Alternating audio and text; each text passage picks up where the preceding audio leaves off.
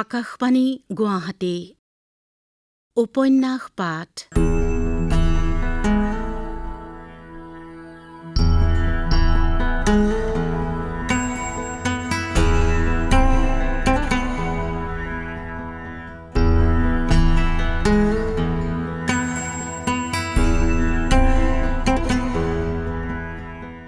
এই অনুষ্ঠানটিত প্ৰচাৰ হৈ আছে অৰূপা পতংগীয়া কলিতাৰ উপন্যাস অয়নান্তৰ ধাৰাবাহিক পাঠ।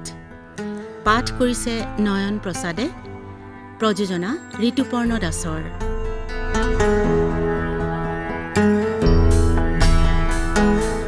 এয়া শুনক অয়নান্ত।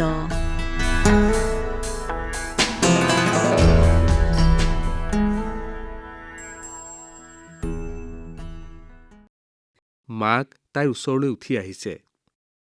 মাজনী ব'ল, যাবৰ হ'ল নহয়। তাই মনে মনে আছে। আইতাকৰ লগত এৰাতি নোখোৱাকৈ, তগৰক সাধু এটা নোকোৱাকৈ তাইৰ যাবৰ মুঠেই মন নাই। আজি নগ'লে নহয়নে? তাই আইতাকলৈ চাইছে। আইতাকে তামোল এটা চুৰুকি আছে। আইতাকৰো খং উঠিছে। কিহৰ কাৰণে? কাৰ ওপৰত? আইতাকলৈ কোনেও চোৱা নাই। নহয় মাজনী, আকৌ এদিন আহিবি। দেউতাৰৰ হস্পিটেলত কাম আছে নহয়। মাকে দেউতাকৰ কামৰ কথা কৈছে। তাই আচৰিত হৈ মাকৰ আনন্দত উচলি থকা মুখখন চাইছে। অসন্তোষীয়া মাকৰ মুখত ইমান আনন্দ তাই খুব কমেইহে দেখিছে। কিয় বা ইমান ফূৰ্তি হৈছে মাকৰ? গাড়ীখন যাব যেতিয়া যাওঁগৈয়ে ব'ল। তাতে জয়ন্ত বোপায়ো কৈছে। জয়ন্ত বোপা কোন? তাই ফেট তুলি উঠিল। সৌটো নেকি? তাই চকীত বহি কিবা কিবি কৈ মামীয়েক মোমায়েকহঁতক হঁহুৱাই থকা শকত মানুহজনলৈ আঙুলিয়াই দিলে। পাইনে তেনেকৈ কব? মাকে উভতি ধৰিছে। কিয় নকম? বাপেকৰ বংশত তেজ পাইছে, ডাঙৰ মানুহৰ লগত ক'ত মিলিব পাৰিব। মাকে ভুৰ ভুৰাইছে। ব'ল, মানুহজনক তামোল এখন দেগৈ। মাকে তাইৰ হাতত ধৰিছে। তোৰ বাপেৰৰ দৰে বংশলৈ যে এনেকুৱা এটা সম্বন্ধ আহিছে, কম ভাগ্যৰ কথা নে? সম্বন্ধ? তাইৰ গাৰ নোমবোৰ যেন থিয় হৈ গ'ল। চিলনীয়ে খেদা কুকুৰা পোৱালিৰ দৰে তাই তামোল চুৰুকি থকা আইতাকৰ ওচৰলৈ দৌৰ মাৰি গৈ আইতাকৰ চাদৰৰ আঁচলত ধৰিলগৈ। আইতা, মই আজি থাকিম। আপোনাৰ লগত মই উকিলৰ ঘৰলৈ যোৱাৰ কথা আছে নহয়। কেতিয়া ক'লো মই তোক উকিলৰ ঘৰলৈ নিম বুলি? আইতাকৰ মাতটো চেপা মৰা। নালাগে মোক কলৈকো নিব। মই আজি নাযাওঁ। তগৰক সাধু এটা ক'বলৈকো নাপালো। বৰ মোমায়েক আৰু মাজু মোমায়েক তাইৰ ওচৰলৈ আহিছে। কি হ'ল? ডাক্তৰ ৰৈ আছে, চলিহাৰো কাম আছে। শিৱসাগৰৰ পৰা আহি আছে। তেওঁ গৈ জিৰণি ল'ব লাগে। মাক ৰৈ আছে। আইতাকে চকলিওৱা তামোলখিনি বটাত থৈ সেইখিনিৰ পৰা আঁতৰি যাব খোজা দেখি তাই আইতাকৰ চাদৰখন মুঠি মাৰি ধৰিলে। হেই, আইতা চাদৰখন এৰি নিদিয় কিয়? মাজু মোমায়েকৰ হোতা মাতষাৰত তাই আইতাকৰ মুখলৈ চাইছে। আইতাকে বেগাবেগিকৈ পাকঘৰৰ বাৰাণ্ডালৈ নামি গ'ল। তাই এক লহমাৰ বাবে হলেও দেখিলে আইতাকৰ মুখখনৰ ভাঁজবোৰ বেঁকা হৈ গৈছে। মাকে উচুপিবলৈ আৰম্ভ কৰিছে। বৰ বেয়া পায়। তাই বৰ বেয়া পায় আইতাকৰ মুখৰ বেঁকা হৈ যোৱা ভাঁজবোৰ। মাকৰে উচুপনি। তাইৰ বুকুখনত ধৰফৰণি আৰম্ভ হয়। তাইৰ মনটো কিবা হৈ যায়। কথাবোৰ নোলোৱা হয়, চকুৰ পৰা টপ টপকৈ পানী পৰে। তাই ৰিহাৰ আঁচলটো পকাই পকাই ৰেলিঙৰ খুটা এটাত ধৰি ৰৈ থাকিল। মোমায়েকে মাকলৈ চাইছে। কি কৈছে তাই?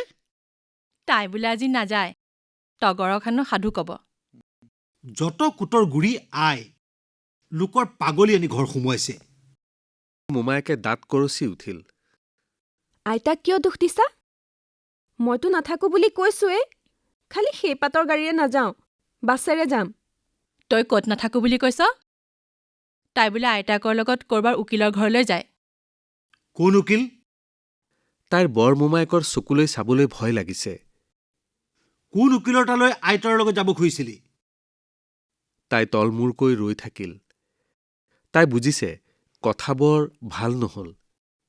নকওঁ কিয়? তাই হুতামাত সহ্য কৰিবলৈ বৰ টান পায়। এফালৰ পৰা চব মহতিয়াই নিবৰ মন যায়। জেউতীক বিয়া কৰাব খোজা উকিলক চাবলৈ মন গৈছে বুলি আইতাক কৈছিলোঁ। কিনো হ'ল? মোমায়েক যেন ফাটিহে পৰিব। কিনো হ'ল? ওলোটাই প্ৰশ্ন সোধে। সেই বুঢ়া বয়সত প্ৰকৃতি ল'ৰা উকিলক চাবলৈ তোৰ কিয় মন গ'ল? তোৰ মতলব কি?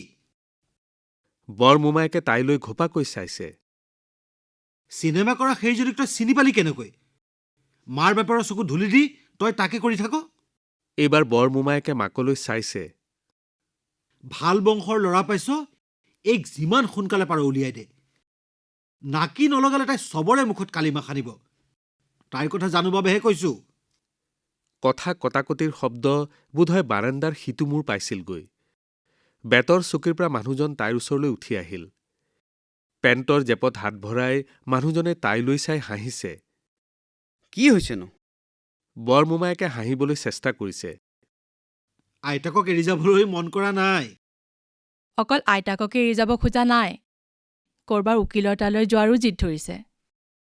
মাকে বৰ ককায়েকৰ কাষত থাকিলে সদায় সাহ পায়। কোন উকিল? চলিহাই সুধিছে। সেই চিনেমা কৰা ছোৱালী বিয়া কৰাব খোজা আমাৰ উকিল। সেই জেউতীক চপাব খোজা উকিল।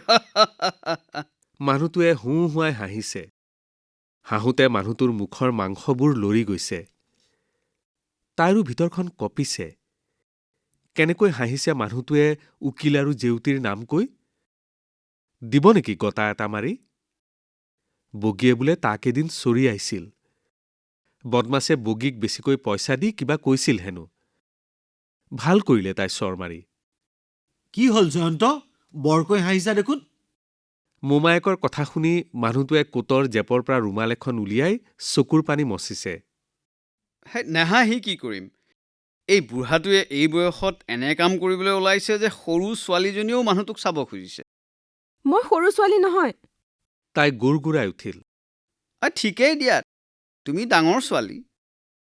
কথাষাৰ কৈ সি তাইৰ অসাৱধানভাৱে পেলাই থোৱা ৰিহাখন আঁতৰি ওলাই থকা গাৰ অংশটোলৈ এনেকৈ চালে যে তাইৰ গোটেই গাটো পুৰি গ'ল। মহিৰাম আহি অলপ আঁতৰত থকা বৰ মোমায়েকক খবৰ দিলেহি। ককাইদেউ, অ' ককাইদেউ, হাইঠা চৰাই মানে বৰুৱা দেউতাৰ গাড়ীখন আহি গেটত ৰৈ আছে। কথাষাৰ শুনি বৰ মোমায়েক, মাজু মোমায়েক, চলিহা লৰ মৰা দি বাহিৰলৈ ওলাই গ'ল। তাই ৰেলিংডালত ধৰি ৰৈ থাকিল। যাওঁতে চলিহাই তাইক কৈ গ'ল, মই কিন্তু এতিয়াই যাম। নগলেহে পাৰিছে তাৰ গাড়ীত। তাই ভুৰভুৰাই উঠিল।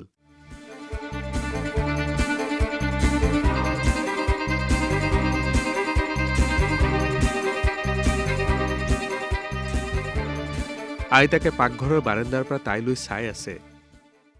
তাই আইতাকলৈ চাই থাকিল। আইতাক আহিব, এইমাত্ৰ কব, তই থাক, কোনে কি কয় চাওঁচোন। আইতাকে পাতি এখন পাৰি তামোলৰ খুন্দনাটো ল'ব। তাই ওচৰত বহিব। তাই আইতাকক কব, চব কথা কব।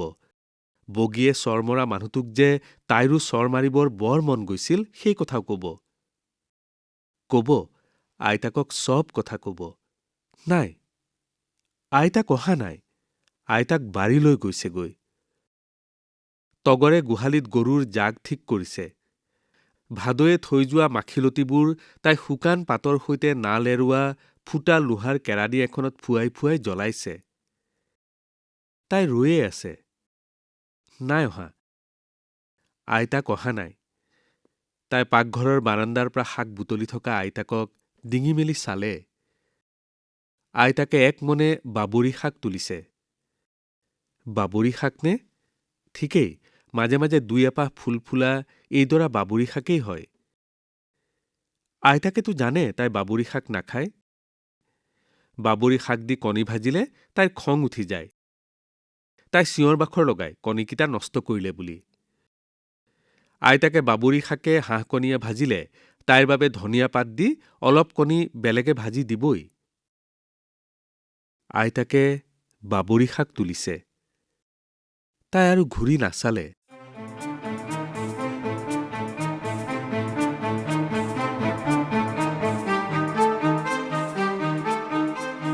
তাই লৰালৰিকৈ গৈ চোৰাঘৰ পাৰ হৈ বুলনি পালেগৈ।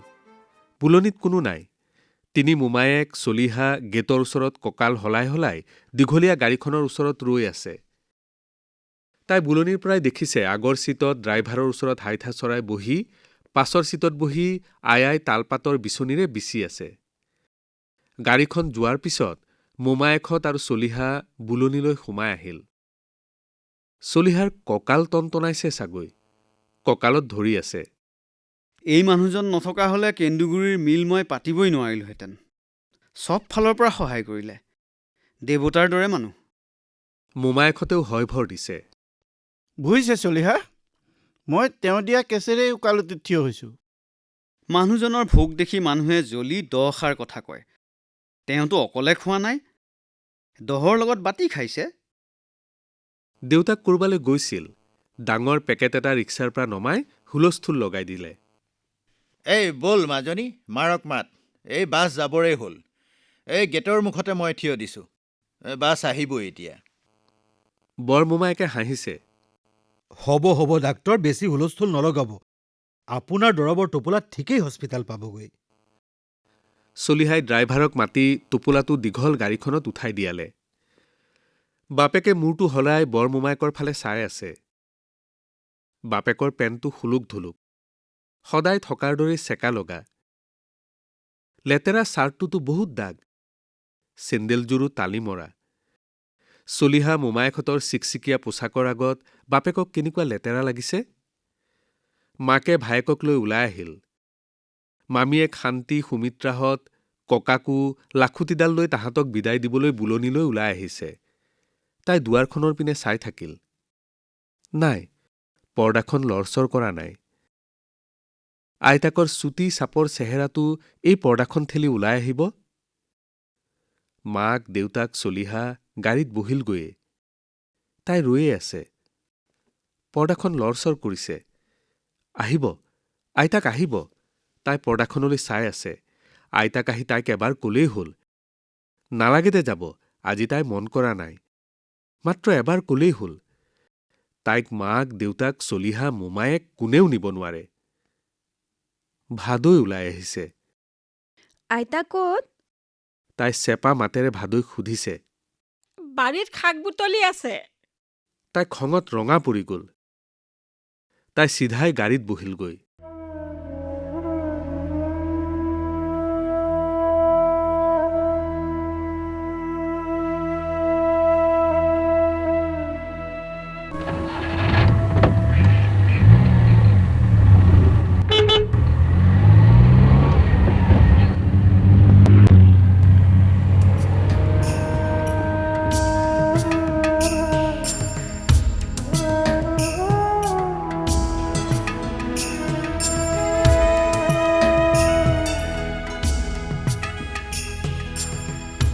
গাড়ীখনত বহিলেই ছিটবোৰ সোমাই সোমাই যায়।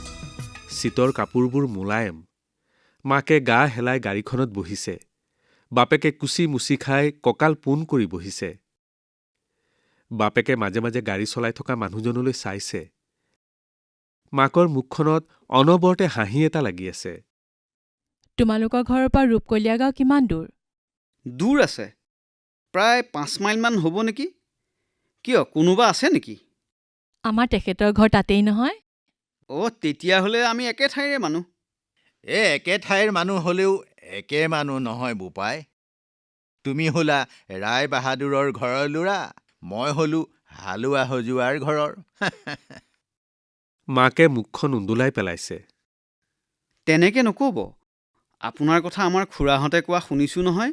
শিৱসাগৰ হাইস্কুলৰ পৰা আপুনি কিমান নাম কৰি পাছ কৰিছে। চলিহাৰ মাতষাৰ বৰ মিঠা। বাপেকে হাঁ হাঁকৈ হাঁহিছে। তাৰ বাপেকৰ হাঁহিটো বৰ ভাল লাগে। চকুকেইটা মুদি কেনেকৈ সৰু ল'ৰাৰ দৰে হাঁহে। ইমানকৈ হাঁহিব লাগে কিয়? ৰ'বা, মোৰ ৰাধানাথৰ কথা মনত পৰিছেহে। সি পঢ়াত একেবাৰে গাধা আছিল নহয়। এদিন মাষ্টৰে তাক বেঞ্চৰ ওপৰত উঠাই ইংৰাজী গ্ৰামাৰ ধৰিছিল বুজিছা। ভয়তে সি কঁপি আছিল। মই পাছফালৰ পৰা কৈ দিওঁতে মাষ্টৰে মোকো বেঞ্চৰ ওপৰত উঠালে। কোন ৰাধানাথ দেউতা? এই জয়ন্ত বোপাৰ খুৰাক। তাই হাঁ হাঁকৈ হাঁহি দিলে। তাই হহা দেখি বাপেকেও আকৌ হাঁহিবলৈ ধৰিলে। তাই কেৰাহীকৈ চাইছে, চলিহা ৰঙা পৰি গৈছে। খুৰাৰ ব্যৱসায় এতিয়া খুব ভাল চলিছে। শিৱসাগৰৰ বাগিচাকেইখন। তাই আৰু জোৰকৈ হাঁহিছে। বাপেকে মূৰটো বেকা কৰি জীয়েকৰ হাঁহি হাঁহি মুঠ খাই যোৱা চকুহাললৈ চাই আছে। ৰাধানাথ বেঞ্চত উঠা কথাটোত ইমানকৈ হাঁহিব লাগেনে? ইমান হাঁহি উঠা কথানে এইটো? মাকে তাইক চিকুটি দিছে। এইজনী এনেকুৱাই, হাঁহিবলৈ পালে তাইক একোৱেই নালাগে। বগীৰ লগত বহি ল'লে তাইক আৰু কোনে পায়? চলিহা এইবাৰ যেন অলপ হেতা পৰি গৈছে। প্ৰকাণ্ড বুজাই লৰি এখন চলিহাৰ গাড়ীখন দেখি ৰৈ গৈছে। চলিহা আইনা নমাই লৰিৰ পৰা নামি অহা মানুহ এজনৰ লগত কথা পাতিলে। লৰিখন গুচি গৈছেগৈ। চলিহাই তাইৰ ফালে বেকাকৈ চাইছে। মোৰ মিললৈ নিছে। এইবাৰ শিৱসাগৰৰ পৰা ধান আনিছোঁ। কেন্দুগুৰিৰ ধানে নটা হৈছে নহয়। ইফালে ডিমাপুৰতো চাউল বেছি লগা হৈছে। দেউতাকে নিজকে কোৱা দি কৈছে, এৰা, এই যুঁজখন যে কেতিয়া ভাগিব বুজা নাই। যুঁজখনে আমাৰ মানুহবোৰক তেনেই নষ্ট কৰিলে। মিলিটেৰীৰ টকা দেখি জাকি বগা ভাত দেখা কাউৰী যেন হ'ল। যুঁজ লাগিছে যেতিয়া এদিন ভাগিব। সময়ৰ সৰ সময়ত মাৰিব যি জানিছে, এইকেইদিনেই সোণালী সুযোগ। ডাক্তৰে বাহিৰলৈ চাইছে। তেওঁৰ কপালখন বিৰক্তিত কোচ খোৱা। তেওঁ কাৰোবাৰ কথা ভাল নাপালে লুকাব নোৱাৰে, মুখত ওলাই পৰে। চলিহাই গাড়ীৰ গতি কমাইছে। তেওঁ আহল বহল চৌহদৰ ঘৰ এটালৈ আঙুলিয়াই দিছে। সৌটো উকিলৰ ঘৰ, সেই যে ফুল থকা ঘৰটো। তাই চলন্ত গাড়ীৰ পৰা দেখিলে সেউজীয়া বননিৰ মাজে মাজে বহুত ফুল। কি ফুল ধৰিব নোৱাৰি, কেৱল চকুত চাট মৰা ৰং, ৰঙা বগা হালধীয়া গোলাপী। জেউতীৰ বুকু মূৰা চৰাইৰে সজোৱা উকিল তাতেই থাকে। মানুহজনক এবাৰ মাত্ৰ দেখা হলে তাই তললৈ মূৰ কৰি গুমুঠা লাগি বহি থাকিল।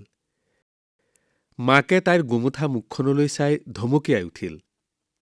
পৃথিৱীৰ অধৰ্মী মানুহবোৰলৈ কিহৰ ইমান টান? চলিহাই তাইলৈ চাইছে। যিকোনো মানুহৰ ঘৰলৈ মানুহ নাযায় নহয়। সমাজে থু থু কৰা মানুহজনৰ ওচৰলৈ যাবলৈ তুমি কিয় মন মেলিছা? তেওঁৰ কথা শুনি তাইৰ মনটো তিতা হৈ গ'ল। একো মাত নমতাকৈ তাই বাহিৰলৈ চাই বহি থাকিল। ধোদৰ আলিৰ দুই কাষে পাৰাপাৰহীন হামদৈ পথাৰ। শালী কেইডৰা ঘৰ সেউজীয়া আহুখিনি পগ ধৰিছে।